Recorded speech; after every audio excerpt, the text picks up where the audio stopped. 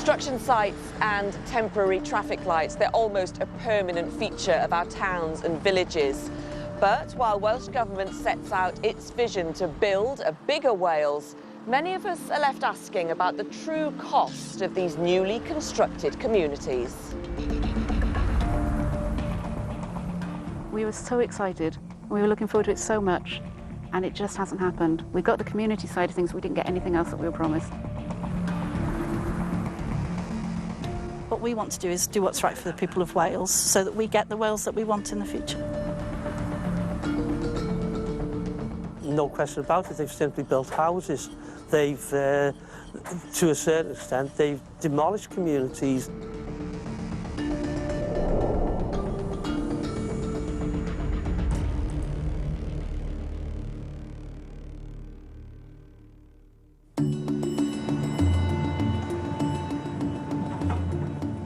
It's a familiar sight, queues of traffic caused by yet another housing development. But why are they there? Where do they come from? And what impact are they having on our existing communities? 1/3 of us in Wales live in rural areas, leading a way of life which is highly sought after and one which homeowners pay handsomely to be part of. Mike Roberts and his family live in the once small village of Pennyforth in Flintshire. I'm 36 now. I grew up here, moved away for a little bit, and then I came back 5 years ago. So in total, it's around about 23 years, 24 years I've lived here. Obviously, you've got a lot of the advantages of being sort of semi-rural, if you like, you know, close to the mountains and just in the distance there, Hope Mountain and Molvamai the other way.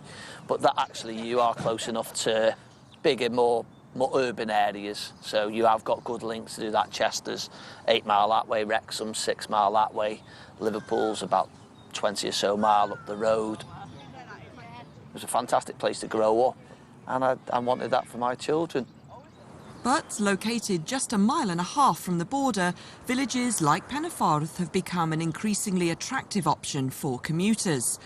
Cities like Chester are just a short drive away, but house prices are a world apart, averaging at around £200,000 in the city compared to just £170,000 in neighbouring Flintshire. But it's a village where you do know most of the people, where you do say hello to people. But over the most recent years, we've had some huge growth. It's changed quite significantly. In just a short space of time, this once small village has grown by around 1/3. And applications for even more houses are still coming in. We've got one under build now for 186 houses. There's 32 more approved at one end of the village. We've got another 40 approved across the village, and there's still planning applications outstanding that we're trying to resist at the minute for another 37 houses. So it's been, there's a lot of development underway now. We've had a lot of development, and within the space of 10 years, the village has changed tremendously. You end up with pockets of community, and it's hard to make those bridges. It's why development needs to come in a more measured way, because it's easier for people to feel a part of the community. Like many villages in Wales, the people of Pennyforth and the Community Council are working extremely hard to keep that spirit of community alive. We don't oppose developments in Pennyforth, not at all, but it's the amount of developments and the speed that those developments have been imposed upon us. The growth we've experienced under the UDP that was adopted in 2011, we should have accepted between 8 and 15%. We were given over 30, nearly 35% growth, which is just too much, too quick. And it doesn't give time for the community to settle, for new people in the village to gel and get involved with the community. We turned into more of a commuter village. We get frustrated with the language of Welsh Government suggests that it's all about community cohesion and well-being and active travel and all of these phrases they use, but we don't see it in the decisions they make. We don't see it evidenced in how they make decisions, and the local voice seems to be irrelevant. In order to keep up with the current growth in population, Wales needs to build an additional 40,000 new homes over the next 5 years. It's a task which is being detailed at local authority level through the creation of local development plans. Minister Julie James is responsible for all things housing here in Wales. You accept then that developments in the past haven't been what you wanted them to be? Yes, some of the developments are certainly not what we'd like to see because, you know, for various reasons which I fully understand, local authorities haven't been able to put the resource into their local development plan and so on. Well, they've been trying to just keep up with demands of Welsh so government, haven't they? And then government gets what it didn't want in the first place. So there's some truth in that because we were in a position where we couldn't facilitate what we really needed. And in terms of the planning process, we've spoken to communities, I'm thinking particularly we've been in Flintshire, in Pennyforth, where developers have tried to get planning permission, locals have objected, local authorities have agreed with local people, and planning permission was not granted. But then Welsh Government comes in on appeal from developers and just says, yes, go ahead. Okay, so I think that's an oversimplification of what's happening But as well. the point I'm trying to make is that people who live in communities that already exist feel very far removed from the planning process and they don't feel in control of their own environment. So I get that. What we see is that people don't comment back on the LDP, as we call it. We love a three-letter acronym. At the time it's being put in place. They only do it when they see the individual planning applications come forward. And once it's in the plan, it's very difficult to find a good planning reason to reject it. You can still influence what it looks like, but not that it's happening. How and where we live in Wales is something which is at the heart of our communities, and it's something which is constantly changing. From the council house boom of the 50s to the tower blocks of the 60s and 70s, we've been no strangers to development, but not all of it has been successful. And when council house building slowed down, it was up to private developers to make up the shortfall. But how responsible should private house builders be for our future communities? And are we in danger of building too much, too quickly, and failing to learn the lessons of the past? Nicola Kleins lives on the new White Farm estate in Barry. So you're going to show me some of the problems that you've identified, and where do they start? This staircase, we've got steep level drops here, and this really bothers me because I know a child could get through there, and if they tripped and they fell down there, that's going to cause them a real injury. It's quite... Yeah, it is. Yeah. That's quite a drop, isn't it? That would cause some problems if you landed down there. So the crack along here, Yeah. when did you notice that? This started a few years ago. Okay. Obviously it was a lot smaller then, but what you've got here is this absolutely massive, you can fit your whole hand and then some into that space there. So has that gap always been the same depth? Or is that? That's getting worse. That has shifted quite a lot. It goes right along, Yeah, doesn't it goes the whole way along here, and it suggests that something's moving that maybe shouldn't be. Yeah. To the naked eye, you can see how uneven this block paving is. It's all over the place. Yeah. And this has started coming up recently, so that's another thing that's happened. And you think to yourself, well, who do we go to when our cars get damaged? Who's going to sort that out? It's not the council, it's not Persimmon. This part is really lovely. It's lovely. Really lovely. And the blue railings down there, what's... That's the edge of the play park. That's the children's play park. Right. And that's as clear a view of it as you're going to get from here. It's really secluded. It's really out of the way. The only way to get to it is either down that path there, or through a load of trees. The reality of living here is a world apart from the dream that Nicola and her family bought into. What did you envisage, life would be like living in this community? But the show home's just up there, so we came down. I remember coming down this path, and we had our eldest, and he was still in a pram at that time. And we were coming down saying we're going to have parks, open space. We were going to take the kids out all the time on their bikes, their scooters, and we were so excited. We were looking forward to it so much, and it just hasn't happened. We got the community side of things, we didn't get anything else that we were promised, and that takes the shine off it.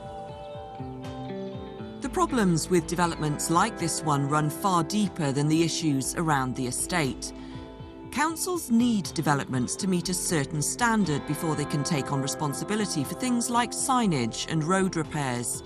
Here in Barry, as elsewhere in Wales, these standards have not been met. Well, I've been a councillor for 2 years now, and the problems that we're seeing now in White Farm are the same ones that were emerging in the first place. There are crumbling parts of the road at the entrance. We've had issues where individual lanes weren't properly signposted, which made it difficult for things like emergency vehicles to find individual homes. And to the individuals who've put their money down, it feels as though the expectations and the promise that they were sold has fallen quite short of the reality. There is a problem that the levers that we need to ensure that they don't come back and make the same mistakes in further developments, they don't really exist, because we have to assess each planning application on its merit. And the problem is, at the same time the Welsh Government's asking us to deliver all these new homes and all these new communities, they're not giving us as a council the teeth that we need in the planning system to hold these developers to account. They're making a lot of money and they're making a lot of promises, and people are being sold short.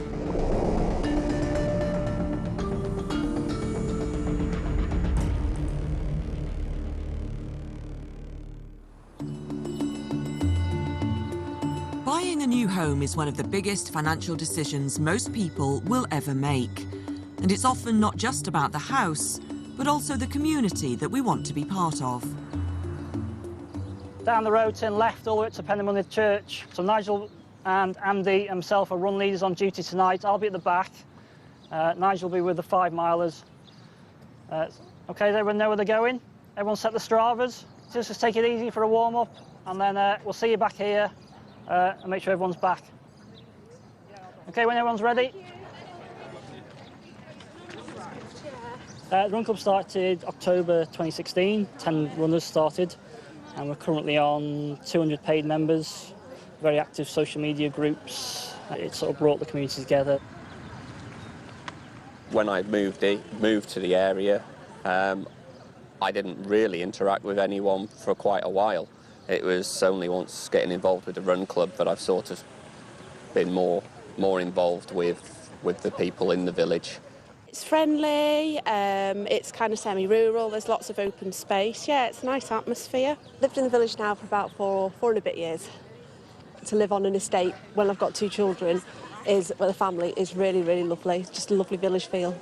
That's what I love about Penfold. It's lovely because you've got all kinds of the amenities around, but you can live in the countryside, but you're not far away from Chester if you need it.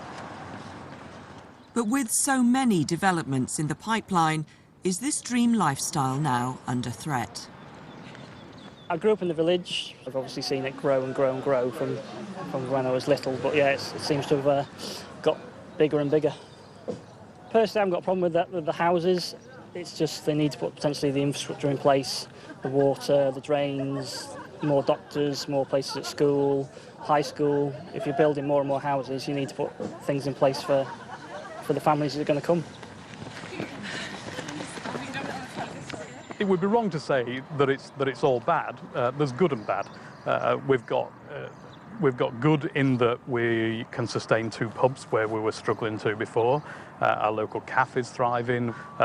So there's lots of positives. On the negative side, we're suffering terrible problems with water pressure, with internet speeds, with drains and sewerage.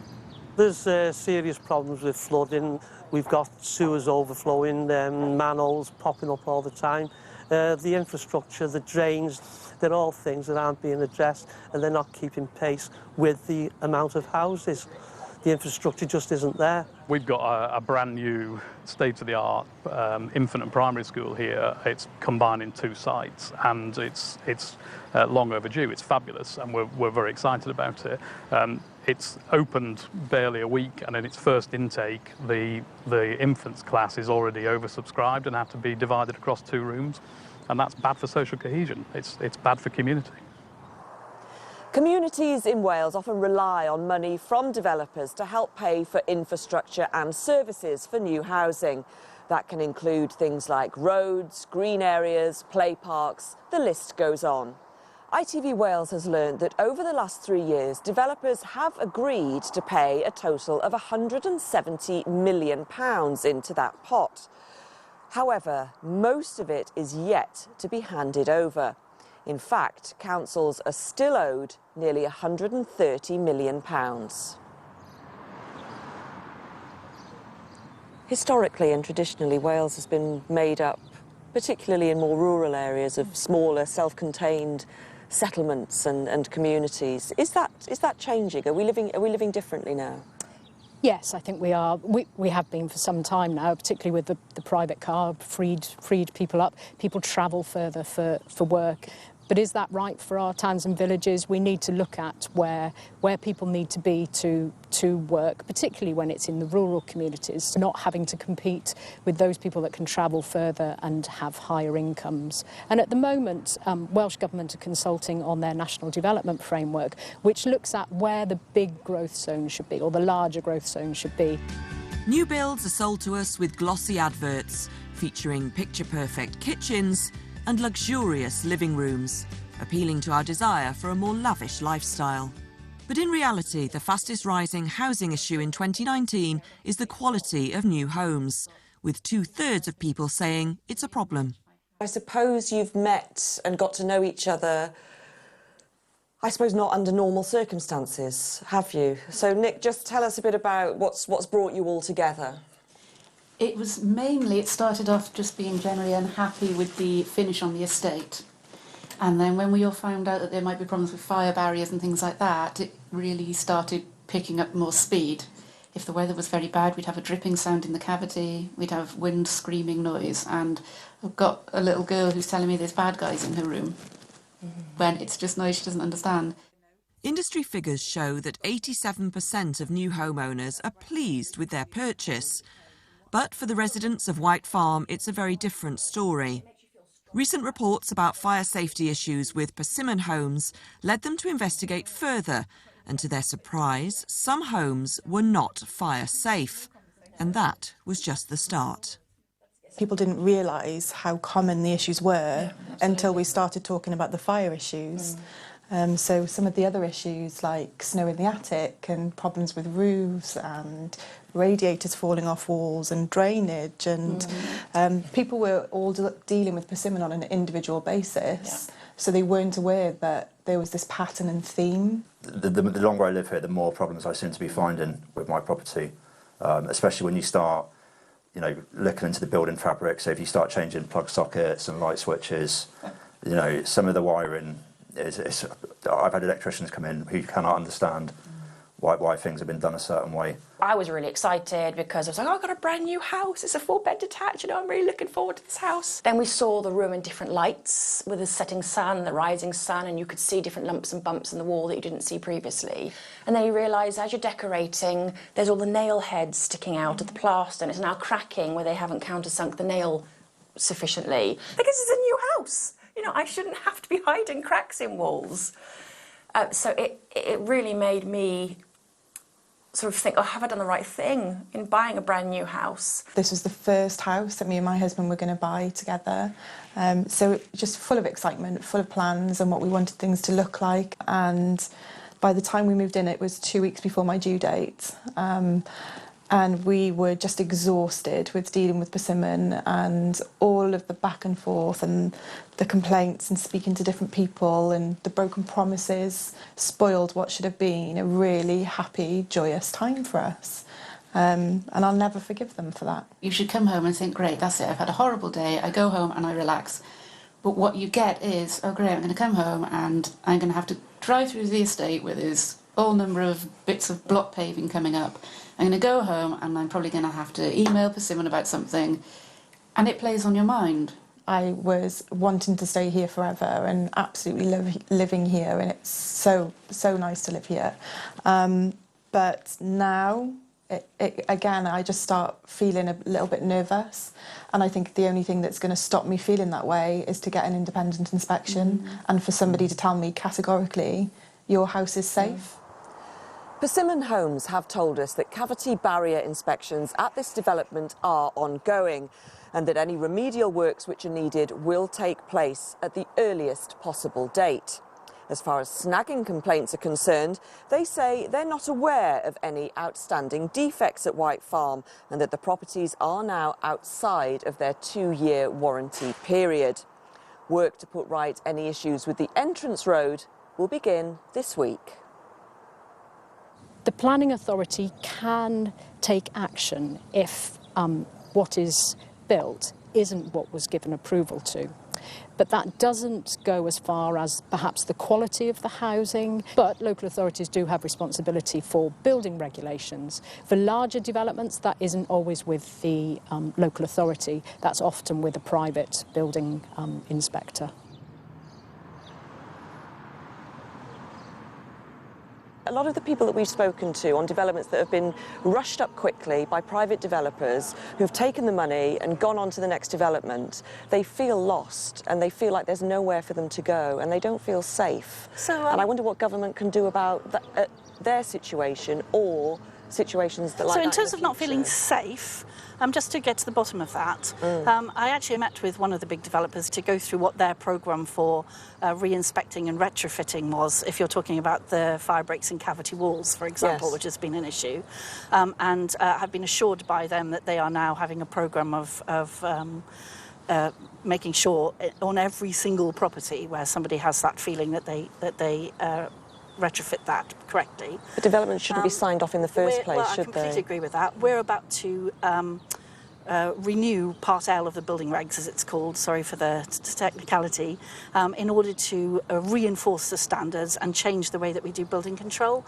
There are some things that you're changing that I accept is a change of policy almost, and a change of direction in how Welsh Government wants to build and create communities. But for those that already exist, some of the points that you mentioned could have been done already, and they haven't been. They could.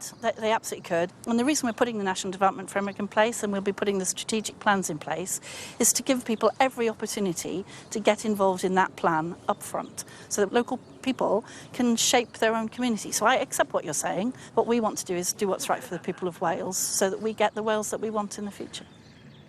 New build development can be complicated, and the impact it can have on our towns and cities can be extreme.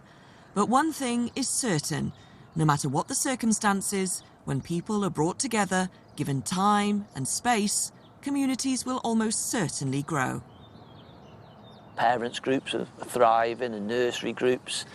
And again, all of a sudden, organically, you've built communities. Still a fantastic place to grow up and bring up your children. Making more friends now, actually, as you said, through this situation, which is the positive side of having this situation.